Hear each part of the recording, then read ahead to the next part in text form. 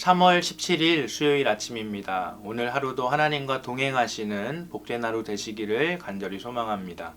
오늘 하나님께서 우리에게 주시는 말씀은 누가복음 19장 8절 한 절 말씀입니다. 제가 봉독해 드리겠습니다.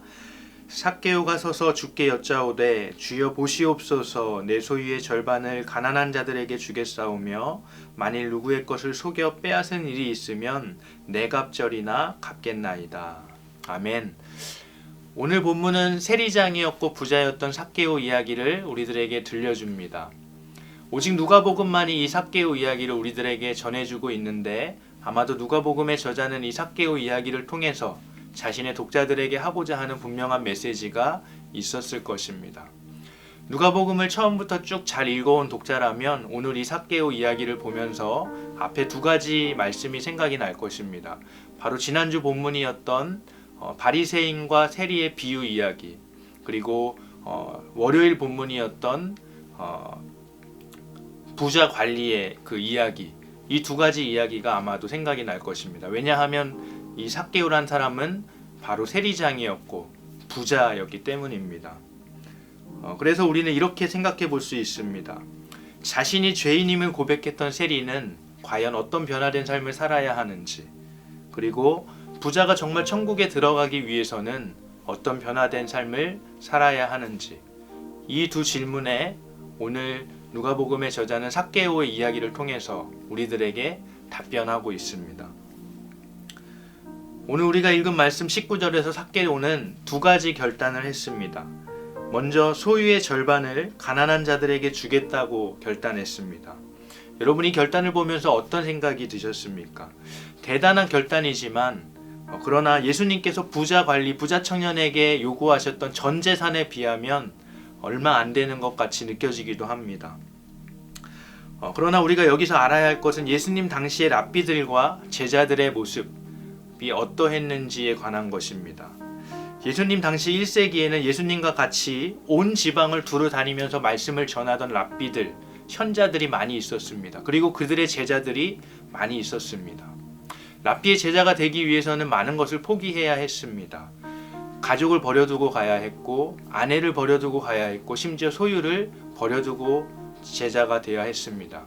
예수님의 제자만 그런 것이 아니라 그 당시 대부분의 랍비의 제자들이 그런 엄격한 제자도를 요구받았습니다.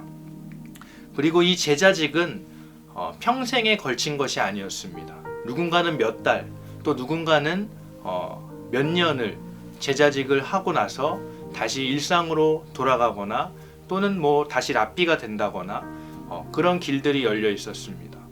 그런 면에서 볼 때 오늘 지난번 본문에서 부자 관리에게 요구하셨던 그 예수님의 전 재산에 대한 그 요구는 모든 사람을 향한 요구는 아닌 거라는 생각이 듭니다.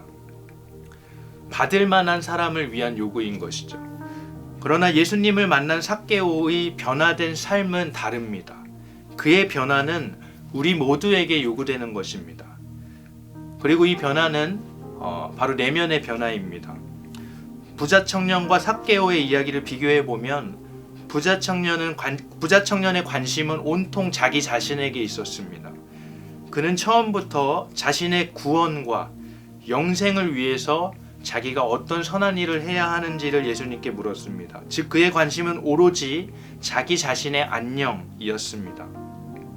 그러나 삭개오는 그저 예수님께서 자신을 만나주신 것이 기쁘고 감사해서 자신의 재산의 절반을 포기했습니다. 여기서 우리는 삭개오의 변화가 단순히 재물을 절반 포기한 것이지 않다는 것을 발견하게 됩니다. 삭개오의 변화는 내면의 변화가 먼저였습니다. 그는 이전까지는 자기 자신을 위해서 살았습니다. 자신이 부유해지고 편하게 살기 위해서 동족들, 가난한 사람들을 억압하고 로마에 빌붙었습니다. 그러나 이제 그것을 내려놓았습니다. 키가 작았던 그가 나무에 올라가 다른 사람보다 커지려고 했던 그런 삶이었는데, 그러나 이제 그는 예수님을 만나서 그 나무를 내려오게 되었습니다. 여러분, 삭개오의 나무는 바로 재물이었고 권력이었습니다. 그것을 위해서 하나님이 가장 싫어하는 일, 약자를 억압하고 가난한 자들을 소외시키는 폭력을 마다하지 않았던 사람이 바로 삭개오였습니다. 그렇기에 그의 예수님을 만난 후에 그 내면의 변화는 두 번째 결단을 가지고 왔습니다. 그는 오늘 말씀에서 이렇게 결단했습니다. 만일 누구의 것을 속여 빼앗은 일이 있다면 내 갑절이나 갚겠습니다. 여러분, 이것은 그의 인생의 주인이 이제는 재물이 아니라 권력이 아니라 하나님으로 바뀐 것을 시사합니다.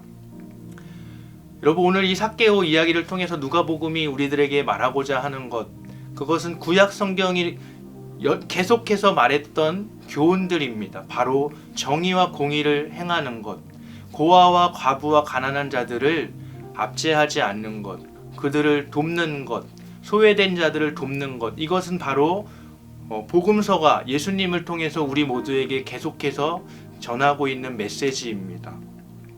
사랑하는 신내교회 성도 여러분, 죄인이었고 부자였던 세리 삭개오의 변화된 삶이 오늘 우리들에게 정말 큰 도전을 줍니다.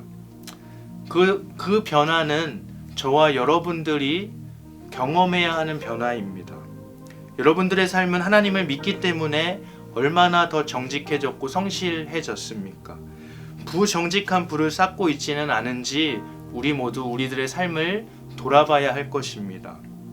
가난한 이웃, 소외된 이웃을 향해서 오늘 우리들의 교회가 얼마나 열려 있는지를 우리가 함께 고민하며 변화시켜 나가야 할 것입니다. 그래서 바라기는 정말 우리 신내 교회가 진짜 교회가 되고 정말 성경이 말하는 하나님의 나라의 그 원리를 실천하는, 정말 이웃을 사랑하는 그런 열려진 공동체가 되기를 간절히 소망합니다. 이 시간 함께 기도하시겠습니다.